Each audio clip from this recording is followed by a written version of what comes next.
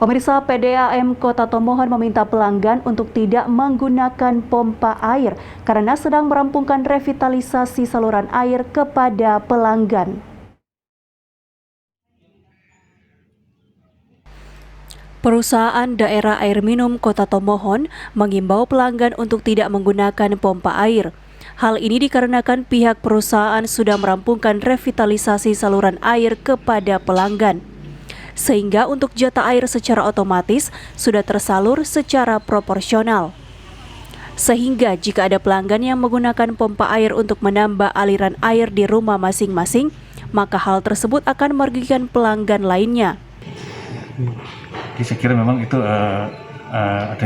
dihimbau kepada masyarakat untuk tidak menggunakan pompa, karena itu akan mengganggu sistem pendistribusian air di pelanggan.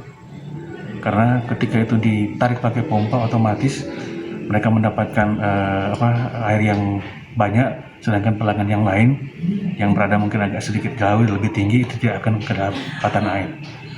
Ya. Ditambahkannya bahwa himbauan untuk tidak menggunakan pompa air sekaligus peringatan kepada pelanggan, karena jika ditemukan masih ada pelanggan yang menggunakan pompa air, maka akan ditindak tegas. Queen Simatau melaporkan untuk Kawan WA TV.